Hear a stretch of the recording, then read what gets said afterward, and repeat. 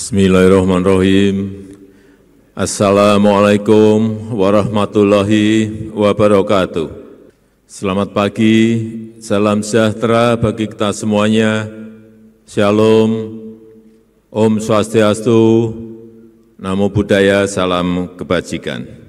Yang saya hormati Bapak Wakil Presiden, para ketua dan pimpinan lembaga tinggi negara yang hadir, para Menko, para menteri, seluruh gubernur, bupati, dan wali kota,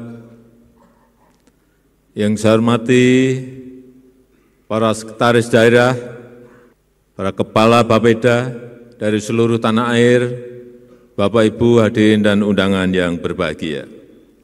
Sekarang ini kita dihadapkan kepada situasi yang tidak mudah. Tantangan yang tidak gampang.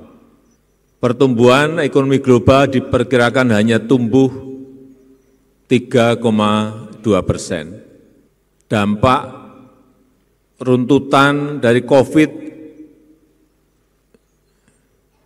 juga masih terasa sampai sekarang. Kita tahu beberapa negara telah masuk pada resesi.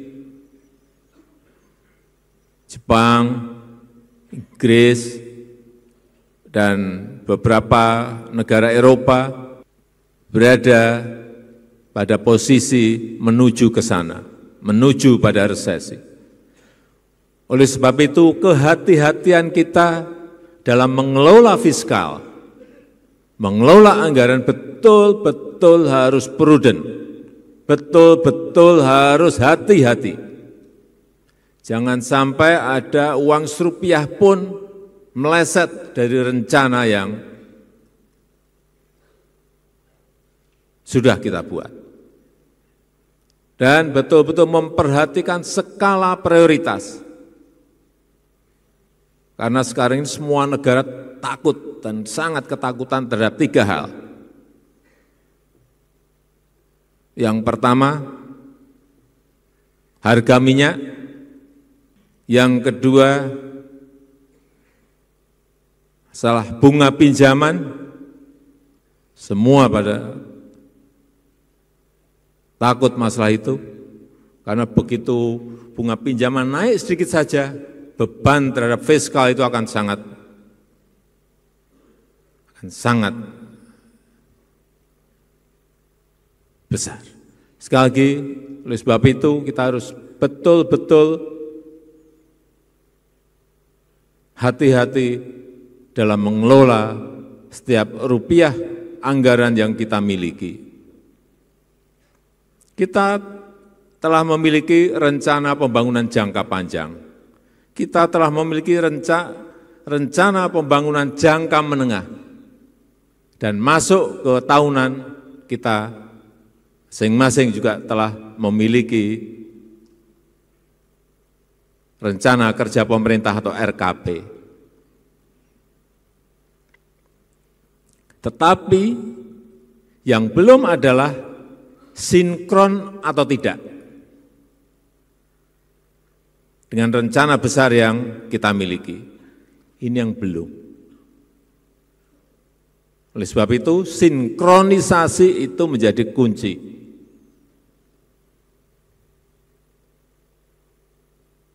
Saya berikan contoh, pemerintah pusat membangun bendungan.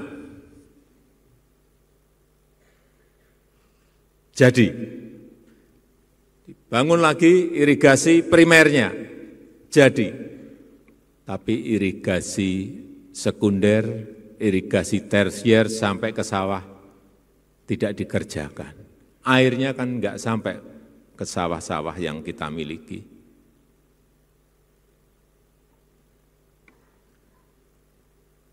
Membangun pelabuhan dibangun oleh Kementerian Perhubungan. Tapi jalan, mestinya ini daerah, jalan menuju ke pelabuhannya, meskipun hanya pendek, mungkin hanya 5 kilo, hanya 4 kilo, tidak dikerjakan.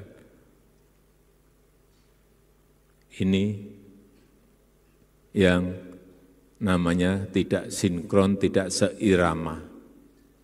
Semuanya harus inline dengan tadi RPJP, RPJM, RKP, semuanya inline, kementerian sampai ke daerah itu harus segaris. Oleh sebab itu saya juga ingin mengingatkan kepada kementerian juga, kalau punya rencana itu disampaikan ke daerah yang ingin ketempatan. Ketuk pintu, kula nuwun siap ndak kita bangun waduk, tapi irigasi sekunder dan tersiernya daerah. Kalau enggak sanggup geser ke provinsi yang lain. Tapi biasanya memang kalau gubernur, bupati, wali kota ditanya sanggup, sanggup Pak, sanggup Pak. Begitu sudah selesai, waduh berat Pak kita Pak, APBD kita habis Pak untuk ini, untuk ini. Padahal sudah sanggup itu di depan. Inilah yang saya sampaikan, perlunya sinkronisasi. Dan kunci itu ada di Sekda dan ada di Bapeda. Karena yang ngurus ke DPRD, Bapeda, Sekda itu yang harian itu ngurus ke sana.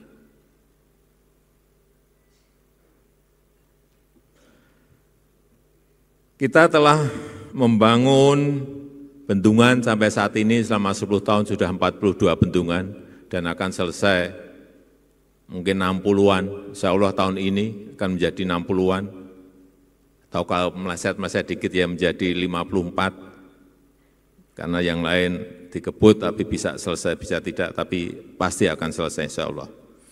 Kemudian jalan tol 2049 kilometer. Jalan nasional 5.833 kilometer. Selesai. Pelabuhan baru 25. Airport baru, bandara baru 25. Tapi ini tidak cukup. Kalau jalan tol sudah dibangun, Bapeda mestinya melihat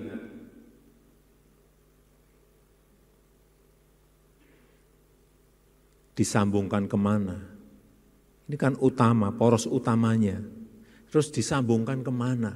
Sambungkan ke wilayah pariwisata. Sambungkan ke wilayah perkebunan, wilayah produktif. Sambungkan ke wilayah pertanian yang produktif. Sambungkan ke sentra-sentra kerajinan.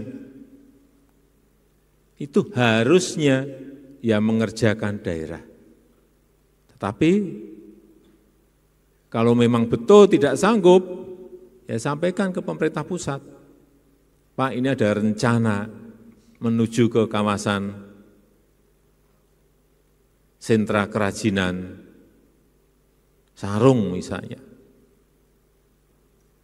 sentra kerajinan mebel misalnya, tapi kami enggak sanggup. Sekarang sudah ada, bisa dikerjakan dengan impres jalan daerah. Tahun lalu habis 14,6 triliun untuk perbaikan jalan-jalan daerah yang rusak. Tahun ini disiapkan lagi 15 triliun. Tapi prioritas mana yang menimbulkan return ekonomi? Jangan sampai hanya jalan, hanya dipakai untuk harian saja, tetapi harus ada, oh ini jalan logistik, oh ini jalan menuju ke sentra produktif untuk pertanian, untuk perkebunan, itu produktif dan menimbulkan return ekonomi. Itu yang harus mulai dikalkulasi, mulai dihitung dan kemudian diputuskan di daerah. Waduk misalnya, bukan hanya untuk pertanian saja, tetapi juga untuk air baku. Tapi yang terjadi, pipa utamanya selesai, sambungan ke rumah tangganya yang belum.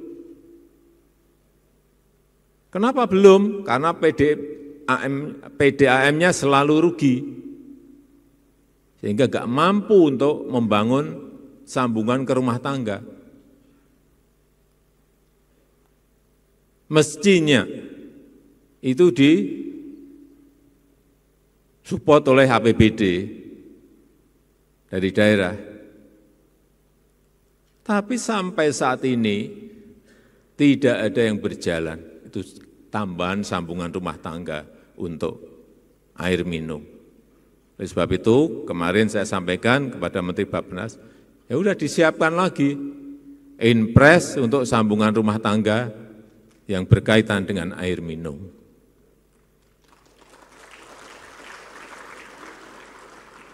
Tapi jangan semuanya itu pemerintah pusat. Ini kalau didengar inpres jalan daerah, inpres sambungan ke rumah tangga untuk air minum, alhamdulillah, alhamdulillah, Bapak Ibu ngerjain yang mana?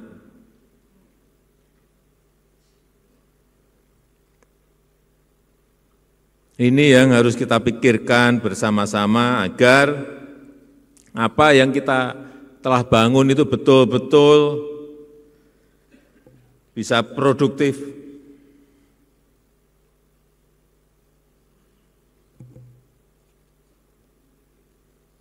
Karena rakyat membutuhkan. Oleh sebab itu, sinkronisasi penyusunan RKP tahun 25 harus berdasarkan prinsip yang pertama, sekali lagi, programnya harus inline, harus seirama, jangan sampai pusat ke kanan, daerah ke kiri, kehilangan kita akan kehilangan. Semuanya harus inline, semuanya harus seirama.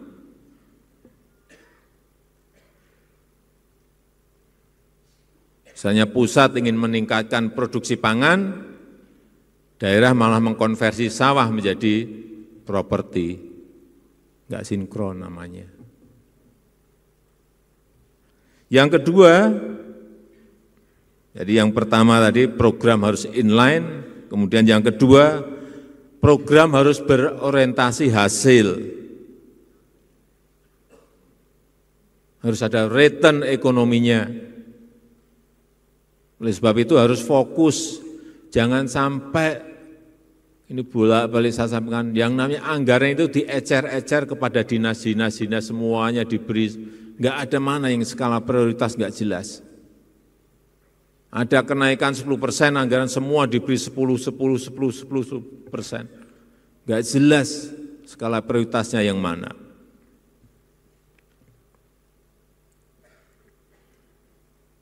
Jangan sampai anggaran dipakai untuk rapat-rapat kebanyakan dan studi banding yang kebanyakan. Udahlah itu masa lalu, tapi masa depan jangan sampai itu terjadi lagi. Kemudian yang ketiga, program harus tepat sasaran dan strategis. Artinya APBD, APBN itu betul-betul manfaatnya kelihatan. Karena tepat sasaran. Jangan sampai ada, saya lihat, anggaran untuk stunting, puskesmas, diberikan ke puskesmas,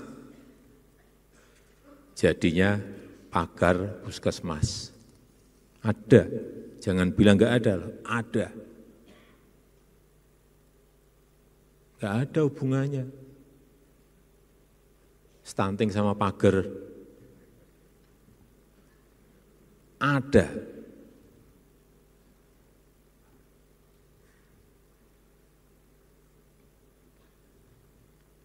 Oleh sebab itu saya berharap Senbangnas ini bisa menjadi skrup penyambung agenda pembangunan pusat, provinsi, kabupaten, dan kota.